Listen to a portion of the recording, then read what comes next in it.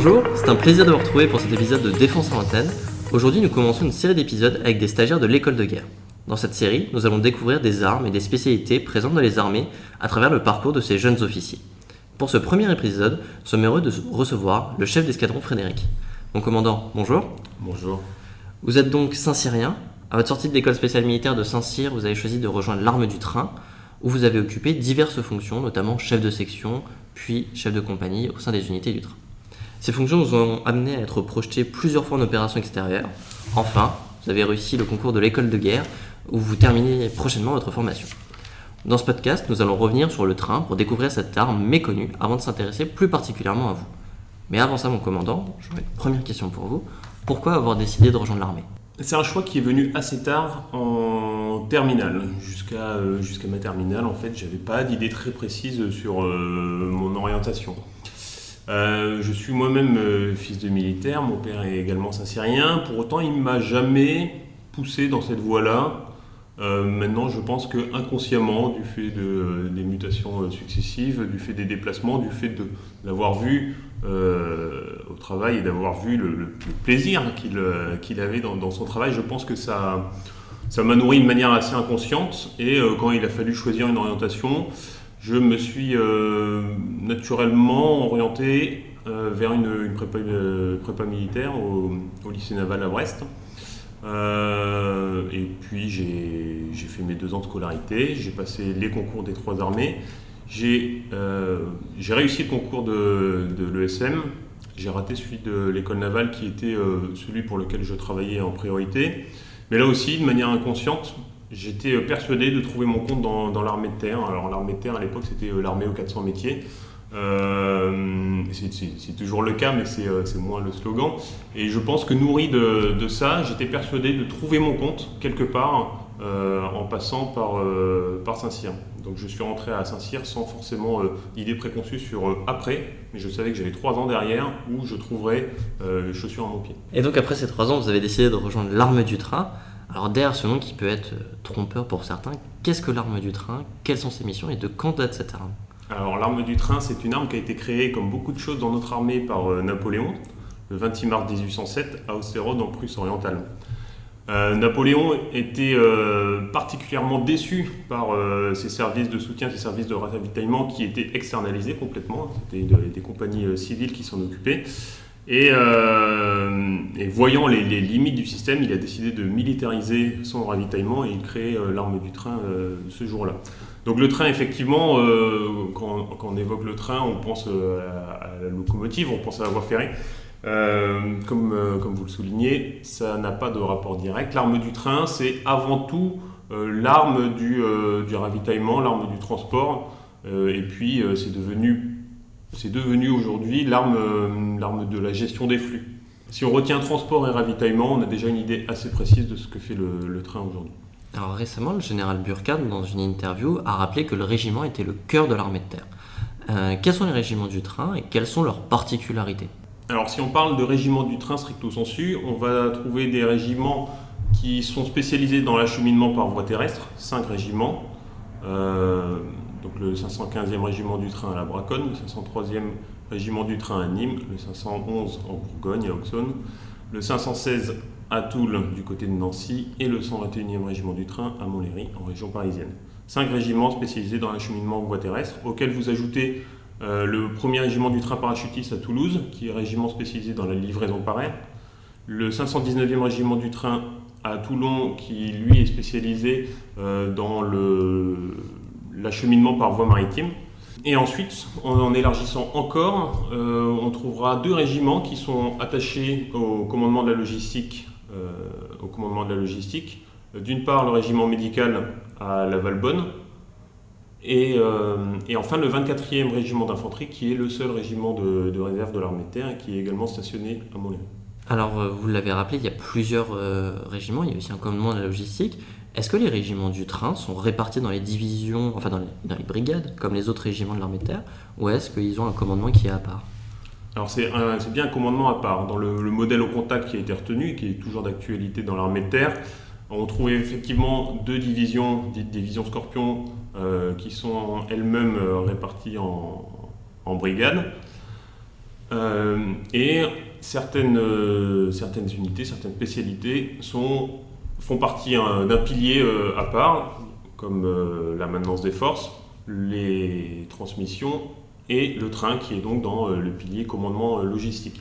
La particularité de ce pilier par rapport à ceux que j'ai évoqués avant, transmission, maintenant, c'est qu'il conserve également un échelon brigade avec le poste de commandement de la force logistique qui est stationné également à Montlhéry, qui est un état-major de niveau brigade projetable.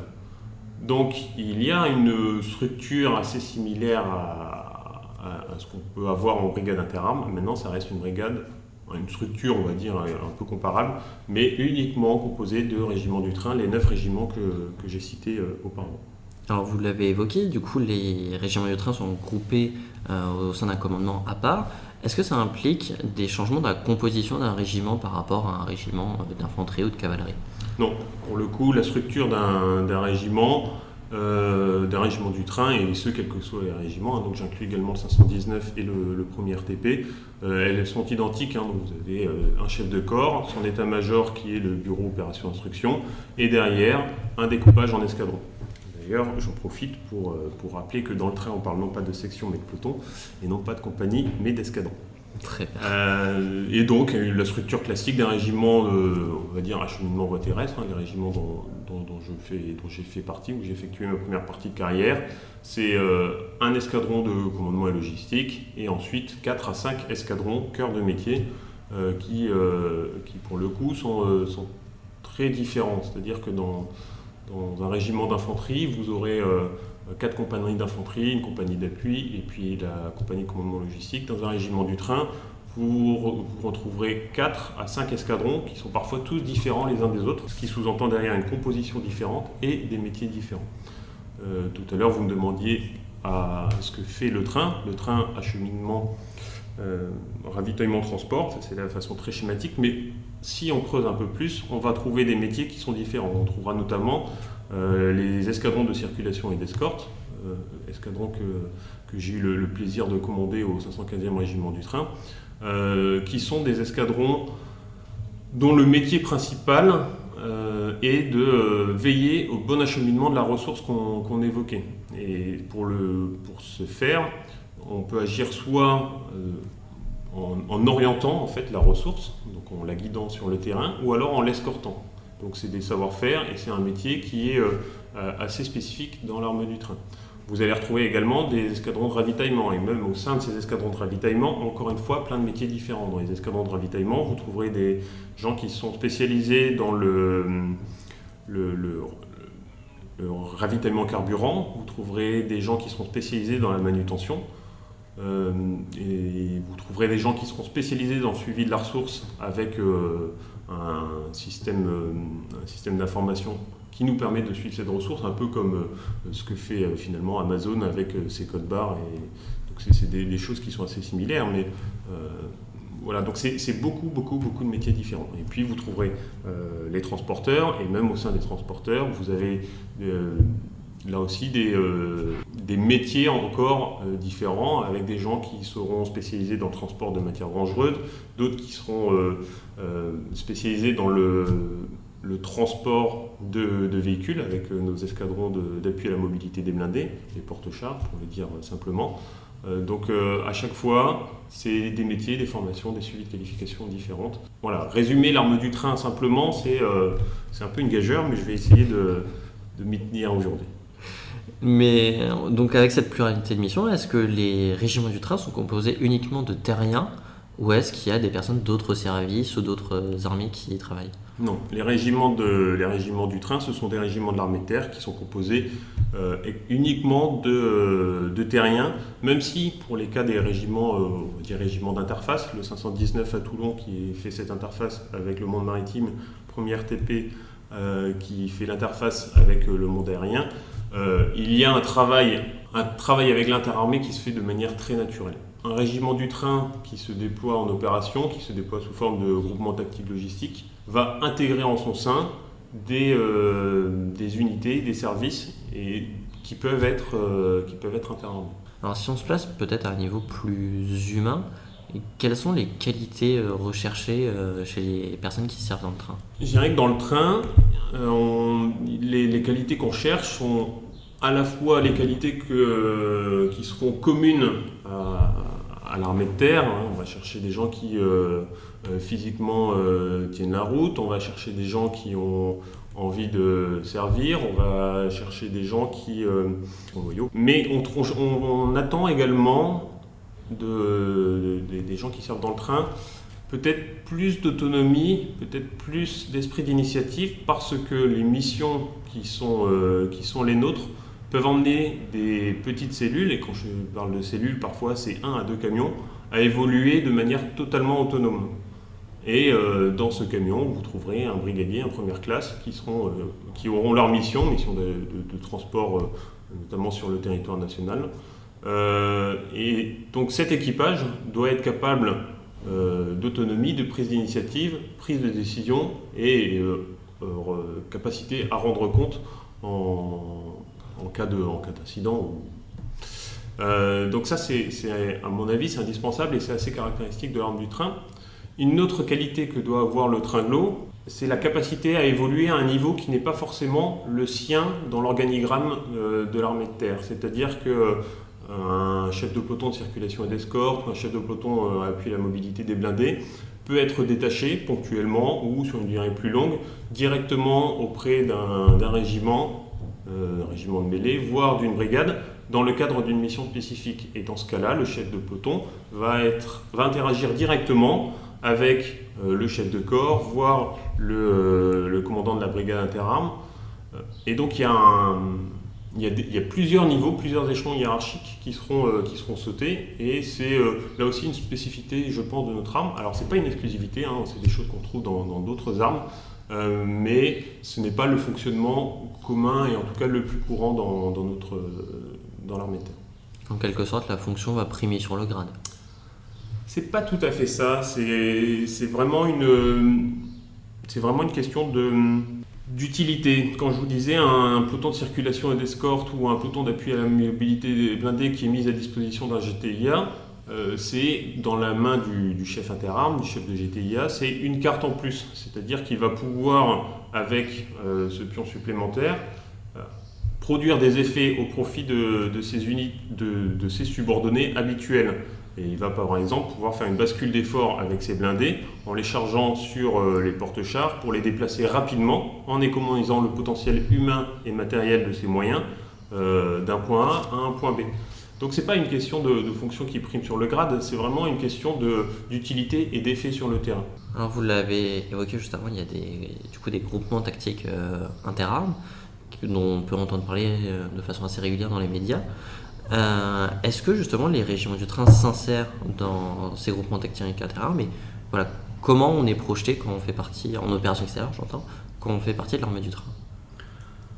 Le plus courant, c'est d'être projeté au sein d'un détachement logistique qui, en fonction de la taille de l'élément à soutenir, va porter différents noms. On va parler d'éléments de soutien national, on va parler de détachement logistique, on va parler de groupement tactique logistique, par exemple au Mali aujourd'hui. Donc il y a une structure logistique. Le cadre normal de déploiement, c'est d'être intégré dans une structure logistique, avec un chef qui peut être du train, mais qui peut être dans certains cas également de l'arme du matériel, on va dire ce qu'on appelle les fonctions intégratrices du soutien. Donc ça, c'est la norme. Ponctuellement, en revanche, une fois déployé, on peut tout à fait détacher un élément d'une taille plus ou moins grande, ce qu'on évoquait juste avant, à l'unité interarmes qu'on soutient. Là aussi, ça peut être pour la durée complète du déploiement, ce qui est assez rare, mais ce qui se fait beaucoup plus souvent pour une mission ponctuelle. Et donc là, on détache un ensemble qui répondra aux besoins du chef interarmes. Et on rejoint aussi ce que je vous disais précédemment, c'est-à-dire que cet élément de soutien est commandé par un chef qui va répondre directement au chef de l'élément interarmes dans le cadre de la mission qu'il a reçue. Donc on comprend que les unités du train sont entre guillemets de toutes les missions. Enfin voilà, même si c'est une arme de soutien, elles sont pleinement dans toutes les opérations militaires. Oui, tout à fait. Alors c'est intéressant ce que vous dites, mais à partir du moment où un combattant est déployé, il a besoin de soutien. Il a besoin de soutien, il a besoin de dormir, il a besoin de recevoir de l'eau pour vivre, les rations qui vont avec, il a besoin de recompléter son véhicule en carburant, il a besoin de munitions. Donc il n'y a pas de mission sans soutien, c'est une évidence. En fonction de la mission, là aussi, on acceptera ce qu'on peut appeler l'empreinte logistique, en tout cas le ratio soutien soutenu sera plus ou moins important en fonction de la durée de la mission, des effets qu'on veut produire, etc. Mais chaque mission, vous retrouverez du soutien et dans chaque mission, chaque déploiement aujourd'hui de l'armée française, vous avez des tringlos qui accompagnent. On entend parfois pas un pas sans appui, donc pas un pas sans soutien non plus. Oui, pas un pas sans soutien, tout à fait. Alors, vous l'avez dit, en opération sur le territoire national, les tringlos sont présents. De quel matériel disposez-vous pour remplir les différentes missions qui vous incombent ? Comme je l'ai dit tout à l'heure, le train, c'est un panel assez large de métiers. Et donc, de manière très logique, c'est aussi un panel assez large de véhicules. Je n'aurai pas la prétention d'être exhaustif, mais on va essayer de regrouper ça par famille. Vous avez, pour les escadrons de circulation et d'escorte, des véhicules qui seront adaptés à la manœuvre. Aujourd'hui, ces véhicules, c'est en fonction du théâtre et du niveau de menace sur lequel ils sont déployés, ça peut aller de la P4 jusqu'au VAM. Et en passant par le PVP, petit véhicule protégé. Donc, première catégorie de véhicules de l'arme du train, on va dire les véhicules consacrés à l'escorte et à l'appui au mouvement. Deuxième catégorie, c'est l'ensemble des véhicules de transport. Donc là, on va avoir des véhicules de différentes natures. Pour le transport sur le territoire national, ça peut être ce qu'on appelle des camions blancs, donc des camions de gamme civile. Mais on utilise également nos camions de gamme tactique. En opération, évidemment, aujourd'hui, on n'utilise que des camions de gamme tactique et ces camions qui sont les porteurs polyvalents terrestres, PPLog, PPT, porteurs polyvalents logistiques. Ces camions qui sont arrivés qui ont été déployés il y a de ça un peu moins de 10 ans maintenant, hein. Donc c'est des camions qui sont assez récents dans l'arme, sont blindés, équipés de transmission, dotés d'un armement de bord, donc c'est par rapport à la gamme qu'on avait précédemment, notamment TRM 10 000, VTLR, c'est quand même un grand pas en avant. Toujours dans la gamme transport, on va retrouver enfin la partie appui à la mobilité des blindés, donc avec nos camions porte-chars, TRM 700 par exemple, qui est le camion de transport du char Leclerc. Dernière catégorie, et c'est une catégorie qui est assez fourre-tout, c'est toute la partie engin de manutention, ou engin d'hiver, mais en manutention, on va avoir de la grue type Liber, hein, qui est une grue de gamme civile, mais qu'on utilise en déploiement. Des engins de manutention lourds, le Valmet, qui est un peu vieillissant aujourd'hui, mais qui est toujours en dotation, et puis des moyens de manutention plus légers. Là aussi, qui sont des véhicules de gamme civile qu'on trouve dans les entrepôts d'Amazon très certainement. On aime beaucoup Amazon. Du coup, les PPLog que vous avez évoqués, donc ils sont dotés d'armement aussi. Est-ce que du coup c'est pour qu'ils puissent se défendre tout seuls et se passer entre guillemets d'escorte, ou est-ce que ça n'a rien à voir ? Si, tout à fait. Alors là aussi, en fonction du théâtre et encore une fois du niveau de menace, on peut tout à fait envisager d'avoir des convois logistiques qui seront en autoprotection. Et dans ce cadre-là, un PPLog et son armement de bord, on peut tout à fait envisager un déplacement de manière autonome. Alors, rarement un camion isolé, hein, ça ne fait pas partie de ce qu'on fait, surtout en opération, mais on peut imaginer des convois en autoprotection. Oui. Ça se faisait notamment lors de l'opération Sangaris, par exemple. Alors récemment, le chef d'état-major depuis un certain temps, le chef d'état-major de l'armée de terre dit qu'il veut préparer le retour de la haute intensité. Comment est-ce que vous décririez ce terme-là ? Qu'est-ce que la haute intensité ? Et quel changement cela va impliquer pour le train ? La haute intensité, je dirais simplement que c'est un peu après des années à faire de l'asymétrique ou du dissymétrique, c'est le retour de l'affrontement de deux armées dotées de capacités similaires, voire on peut y envisager même d'être confronté à une armée aux capacités supérieures en autre, à la fois dans les champs matériels, typiquement sur le champ de bataille, et dans les champs, ce qu'on appelle les champs immatériels, tout ce qui est cyber, informationnel, etc. Les conséquences pour l'arme du train et de manière plus générale pour le soutien C'est un changement d'échelle, tout simplement, parce qu'à partir du moment où vous avez deux armées de taille équivalente qui se combattent, c'est des consommations de munitions qui sont accrues, c'est des consommations de carburant accrues, c'est des pertes qui sont également plus importantes, avec la gestion des flux que ça va engendrer, les matériels détruits, endommagés, à ramener à l'arrière et à renouveler par un matériel neuf, mais également par des pertes humaines plus importantes, et là aussi une gestion des flux plus importante. Donc c'est vraiment une question d'échelle.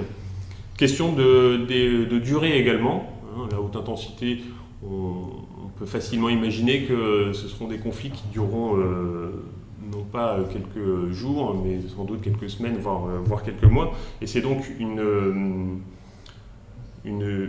toujours une gestion des flux à prendre en compte dans la durée. Donc à partir du moment où vous mettez un jour de combat, donc ce qu'on appelle un jour de combat, c'est tout simplement la ressource nécessaire pour subsister et combattre pour une unité donnée. À partir du moment où vous mettez un jour de combat sur la route, sur le théâtre où le déploiement est envisagé, il faut imaginer que dès la métropole, vous avez plusieurs jours de combat qui sont également en train d'être déplacés.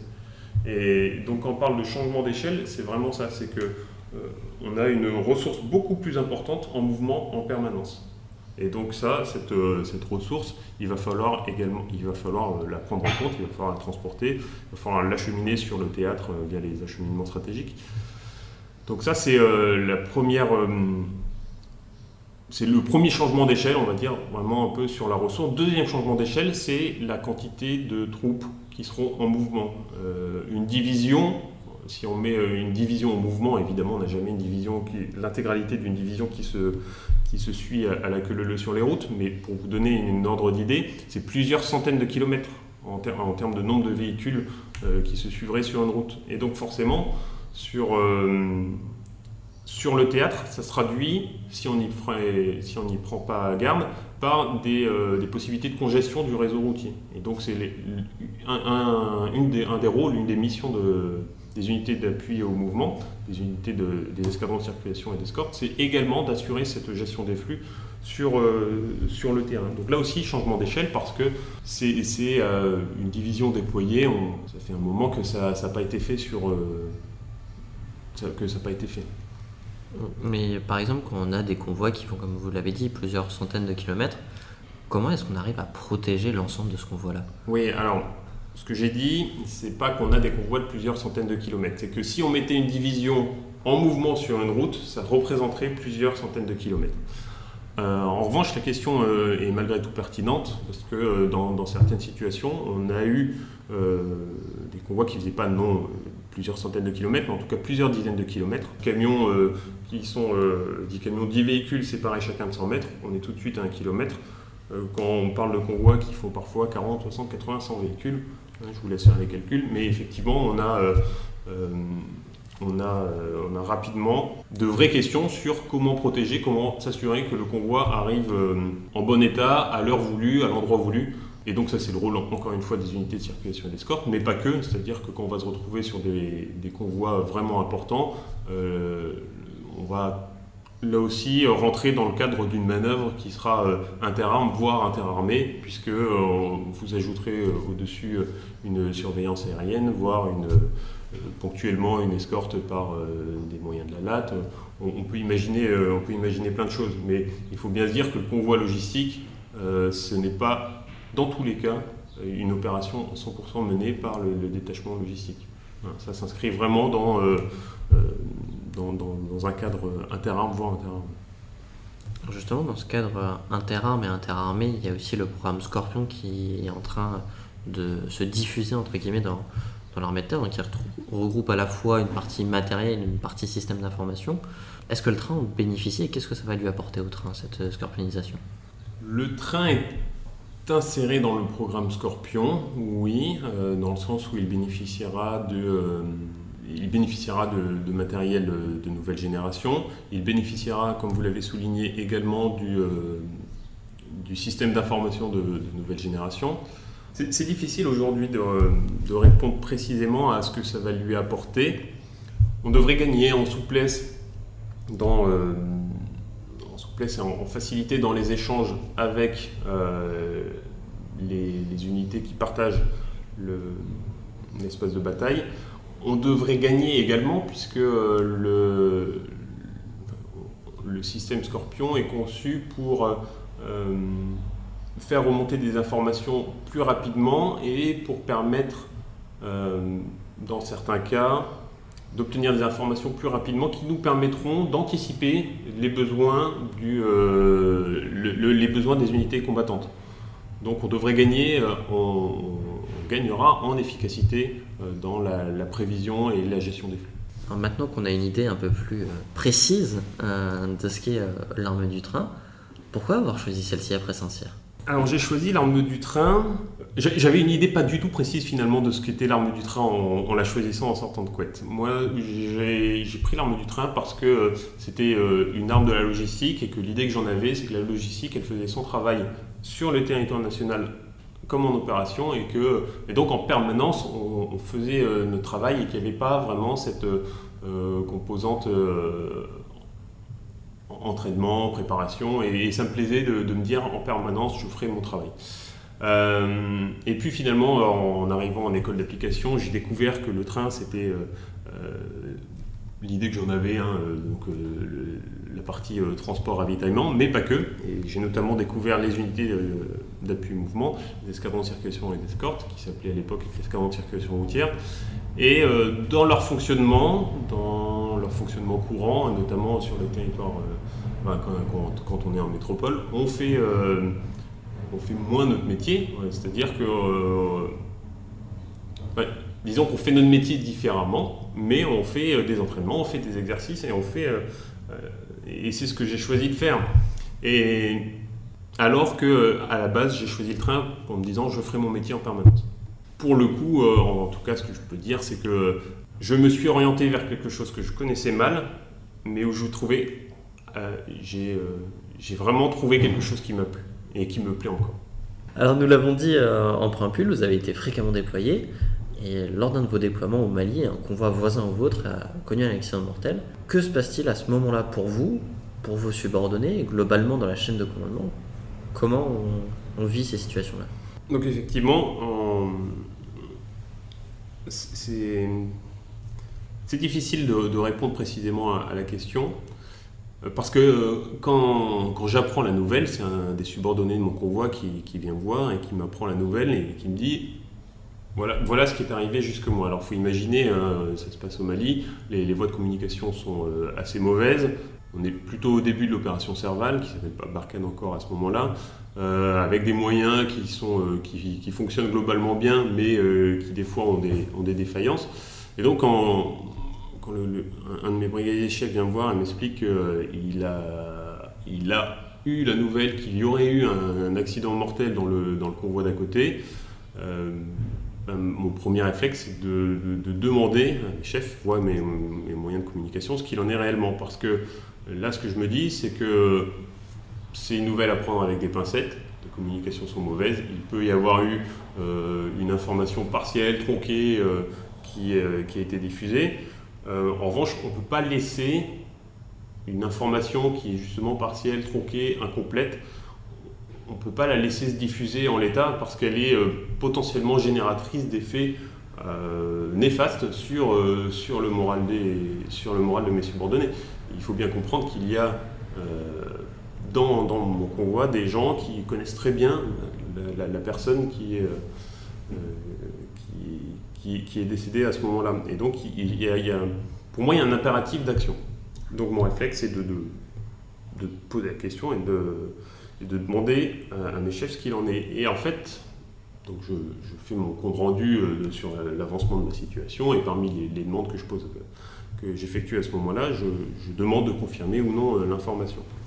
J'obtiens la réponse quelques minutes plus tard et en fait la réponse, c'était une réponse à la partie, on va dire, mission, mais un silence sur la dernière question.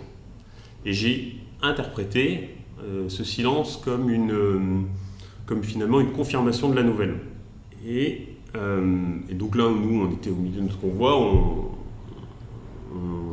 n'était pas encore à destination, donc là aussi, on bénéficiait uniquement des moyens organiques du convoi en communication.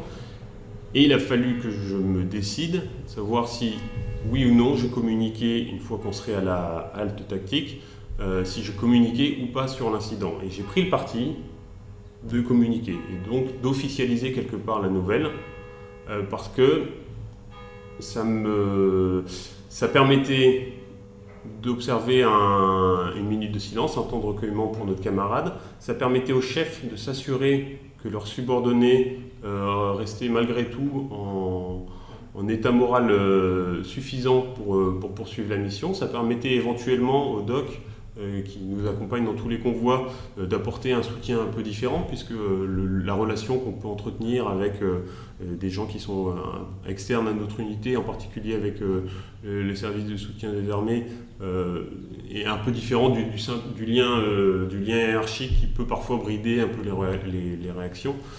Donc ça permettait finalement un peu de contrôler cette situation. Et moi, ce que j'ai observé ce soir-là, c'est beaucoup de silence, beaucoup d'introspection de la part de mes subordonnés, mais une capacité malgré tout à... Enfin, j'ai vraiment senti que les gens avaient à cœur de poursuivre la mission, avaient à cœur d'honorer quelque part, en faisant du mieux possible leur travail, la mémoire de leurs camarades. Et aujourd'hui, quand je réfléchis à cette histoire, je me dis qu'il y avait moi sur le terrain qui ai pris cette décision qui... Je ne sais toujours pas si c'était la bonne, mais en tout cas, c'est celle qui me paraissait le plus adaptée. Là, on en reparle entre nous, j'y réfléchis encore. Je me dis que c'était une vraie prise de risque, dans le sens où j'avais pas de confirmation, j'avais pas plus de nouvelles finalement que le premier compte rendu de mon brigadier chef qui m'a dit voilà ce qui se serait passé sur l'autre convoi. Et donc ça aurait pu être aussi dévastateur si finalement ma nouvelle n'était pas bonne. Comme j'avais pas d'éléments consolidés, j'aurais pu être à côté de la plaque et créer des effets vraiment mauvais. Donc le choix que j'ai fait, le choix qui a été le mien, ça a été quand même d'officialiser la nouvelle. Et ce que je trouve intéressant, c'est qu'au niveau du centre de commandement à Gao, à ce moment-là, il y a un choix complètement différent qui a été fait par le poste de commandement, qui a été de ne pas officialiser la nouvelle. Et en fait, une situation qui est quand même globalement similaire a entraîné des choix différents. Et ces choix différents, ils sont guidés par quoi ? Ils sont guidés par notre ressenti de la situation. Et forcément, quand vous êtes dans un centre de commandement et quand vous êtes sur le terrain au milieu des hommes, le ressenti de la situation n'est pas le même. Le regard des subordonnés n'est pas le même. Donc c'est guidé par cette situation différente, c'est guidé par notre expérience, c'est guidé par notre ressenti. Et en fait, cette décision, cette histoire, elle est, je pense, qu'une histoire parmi plein d'autres, comme l'armée de terre et les chefs de tout niveau de l'armée de terre en vivent de manière quotidienne. J'ai souvenir de notre instructeur, d'éthique et de déontologie à Saint-Cyr, le chef de bataillon Frein. Il nous disait, sur le terrain, dans une situation difficile, votre décision sera fatalement la meilleure. Et il le disait beaucoup. On en souriait entre nous, mais je crois que ce jour-là, j'ai compris ce qu'il voulait dire. Ouais. C'est que, en fait, c'est pas forcément la meilleure dans l'absolu, mais la décision qu'on prend, c'est la décision qui nous paraît le plus adaptée à ce moment-là. Est-ce que vous pensez que, justement, c'est grâce à votre formation à Saint-Cyr que vous avez pris cette décision-là ? Ou est-ce que vous pensez aussi que c'est quelque chose d'inné, entre guillemets, prendre des décisions difficiles ? Ou est-ce que ça s'apprend ? Je sais pas, là non plus. Je pourrais faire une réponse un peu bateau en vous disant qu'il y a certainement une part d'inné et certainement une part d'apprentissage. Moi, j'étais instructeur en division d'application, donc j'ai la prétention de penser qu'on apprend beaucoup quand même en école. Donc il y a certainement de l'inné et il y a des gens qui sont plus adaptés à tel ou tel métier, ça c'est une certitude. Mais il y a aussi beaucoup d'apprentissage et en tout cas le sentiment que j'ai aujourd'hui quand j'observe les choix que j'ai pu faire ou quand j'en discute avec mes camarades, c'est que quand même on a un système qui est bien fait et qui nous permet d'apprendre tout au long de notre carrière et qui nous permet, je pense, de prendre dans la majorité des cas la meilleure décision. Est-ce que Ce qui est important aussi, c'est que dans notre formation, dans la formation qu'on reçoit, il y a une grande part de mise en condition psychologique. C'est-à-dire que quand on part en mission, avant de partir, la mission, on l'a étudiée, on l'a préparée, on a réfléchi à qui était l'ennemi et ce qu'il était susceptible de faire, à quel endroit, à quel moment. Et donc, on prend déjà ça en compte quand on part en mission. Et en plus de ça, on réfléchit également à ce qu'on appelle les cas non conformes, c'est-à-dire qu'est-ce que je fais dans une situation qui n'est pas prévue normalement. Donc on essaye de prévoir l'imprévisible. Et tout ça nous permet d'être dans une disposition qui est dans une disposition mentale qui nous permet, je pense, de prendre les bonnes décisions quand on y est confronté. Donc en définitive, il y a oui, certainement une part d'inné plus ou moins importante en fonction des gens, mais il y a aussi un apprentissage tout au long de notre carrière qui permet que le système fonctionne et que les décisions qui sont prises sur le terrain sont bonnes dans la plupart des cas. Est-ce que l'expérience que vous nous avez racontée juste avant, est-ce que c'est quelque chose dont vous discutiez avec les jeunes lieutenants que vous formiez en division d'application pour leur dire qu'une fois sur le terrain, ce ne seront plus des entraînements, mais ce sera la réalité ou... J'ai beaucoup insisté quand j'étais en division d'application justement sur l'importance de cette mise en condition psychologique. Mise en condition psychologique pour soi, mais aussi pour nos subordonnés. J'aime pas trop parler de moi, de ce que j'ai fait, parce que j'ai vite l'impression d'être un vieux con quelque part. Et donc je sais pas, aujourd'hui j'ai pas vraiment souvenir de savoir si j'ai parlé de cette histoire. En tout cas, j'en ai pas parlé à grand monde de cette histoire-là. Elle me paraît intéressante aujourd'hui parce que, au-delà de ma petite personne, elle illustre, à mon sens, vraiment les décisions qui sont le quotidien de l'armée de terre. Mais oui, en tout cas, moi en division d'application, j'ai essayé de beaucoup insister sur cette importance de mise en condition psychologique. Savoir se préparer et préparer nos subordonnés à ce qu'ils vont faire. J'imagine aussi que quand vous préparez vos subordonnés, c'est une préparation différente parce que dans votre escadron, dans votre peloton, vous avez des personnes qui peuvent avoir aussi bien 19 ans et qui sont rentrées en centre de formation initiale juste avant que des adjudants-chefs qui ont... Oui, là aussi, c'est quelque chose de très vrai, qui pour le coup vraiment pas spécifique à l'arme du train, mais dans une unité, quelle que soit sa taille, il y a des profils très différents. Et donc il faut aussi savoir s'adapter à ces profils en fonction de son âge. On va pas forcément donner les ordres de la même façon à un jeune lieutenant sorti d'école qu'un adjudant-chef plus expérimenté. Quand on est en situation de commandement, quand on est désigné comme le chef, on est légitime par définition. Donc il ne faut pas non plus avoir de pudeur ou de... Il faut commander et la finalité, elle est de remplir la mission. Donc la forme peut être différente, mais le fond il est essentiel. Ça reste une affaire de commandement, une affaire d'homme. Et ça, là aussi, le système est bien fait, puisque globalement, tout le monde le comprend, le jeune lieutenant comme le vieux adjudant-chef. Donc c'est pas un vrai problème, c'est pas un problème du tout. En quelque sorte, ce que je comprends de ce que vous venez de dire, c'est que le plus important, entre guillemets, c'est l'humain dans les unités. Oui, ça c'est évident. C'est l'homme est au cœur de notre système avec ses défauts et ses qualités. À partir du moment où c'est avant tout une histoire d'homme, on s'expose à des frictions, à des incompatibilités d'humeur, à des incompréhensions, mais on s'expose aussi à des histoires formidables. Donc quand tout fonctionne exactement comme vous l'avez préparé, conçu, imaginé, envisagé, parce que chacun est exactement à sa place et fait exactement ce qui est attendu de lui, c'est une expérience assez extraordinaire. Mais je trouve que c'est une bonne chose de souligner justement cette image. C'est quelque chose quand les personnes qui ne sont pas familières avec l'armée s'imaginent l'armée quelque chose de très strict, où les gens ne discutent pas entre eux, d'assez froid, etc. Alors qu'en réalité, souvent, c'est tout l'inverse. peut-être une question pour revenir sur le train. À qui vous conseilleriez de rejoindre le train ? À qui je conseillerais de rejoindre le train je ne sais pas s'il y a un profil spécifique pour rejoindre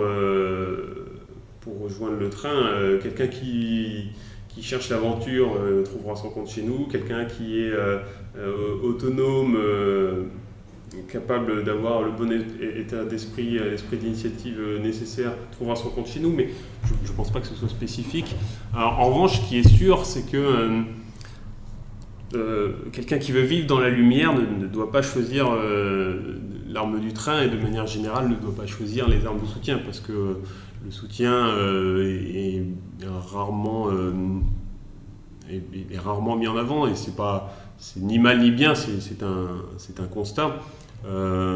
Donc il faut on n'a pas, enfin, c'est aussi lié à notre métier, c'est-à-dire qu'on ne vit et on existe et on travaille que parce qu'aux premières lignes il y a le combattant à soutenir. Donc si vous voulez, c'est très normal cette situation, mais le fait est que celui qui cherche absolument la gloire, je pense que enfin la gloire, plus que la gloire, la mise en lumière, il faut qu'il choisisse autre chose que le train. Au-delà de la mise en lumière, tous les rouages de la science, en tout cas c'est ce qu'on comprend de ce que nous racontons depuis quelques minutes. J'aurais une dernière question pour vous, mon commandant. Est-ce que vous auriez une série, un film, un livre ou quelque chose à nous conseiller ? Oui, je vais vous conseiller 2 films. Le premier, c'est le dernier Mad Max, Fury Road. Bon, déjà parce que c'est très bien, j'ai adoré, mais surtout parce que on voit à quoi peut ressembler un convoi avec un élément escorté et puis les unités d'escorte autour. Voilà. Donc pour ça, pour comprendre assez simplement ce qu'est un convoi, regardez Mad Max. Et deuxième film, ça serait le Salaire de la peur, qui me paraît, bon là aussi c'est un très beau film, mais on y voit ces équipages avec leurs ressources ultra dangereuses à transporter sur des routes en état abominable. Et moi, ça me rappelle clairement le travail remarquable de mes subordonnés sur des routes défoncées, avec un chargement fragile, sensible, dans des conditions particulièrement dégradées. Et cette volonté d'aller plus loin, quitte à passer des heures alors, aucun de mes subordonnés n'a jamais fait exploser un caillou à la nitroglycérine au milieu de nulle part. Mais face à des situations difficiles sur la route, on s'est retrouvé à devoir remblayer une route à la main et passer des heures à ramasser des cailloux pour emblayer la route et faire passer le convoi. Et donc c'est cette volonté vraiment de remplir la mission et de livrer la ressource, voilà, qui est un peu le pitch du salaire de la peur. C'est très caractéristique aussi, je pense, de ce que fait le train aujourd'hui. Mon commandant, merci beaucoup. Ça fait un honneur pour nous de vous recevoir. Donc merci d'avoir accepté notre invitation. On vous souhaite le meilleur pour votre future acceptation et puis bien au-delà. On tient aussi à rendre hommage aux soldats qui vous avez évoqué et qui est tombé en opération pour le service des armes de la France. Merci de nous avoir écoutés. N'hésitez pas à nous envoyer vos remarques et questions par Facebook ou par mail. On se retrouve prochainement pour un futur épisode de Défense à l'antenne. Et d'ici là, n'oubliez pas, la sécurité est l'affaire de tous.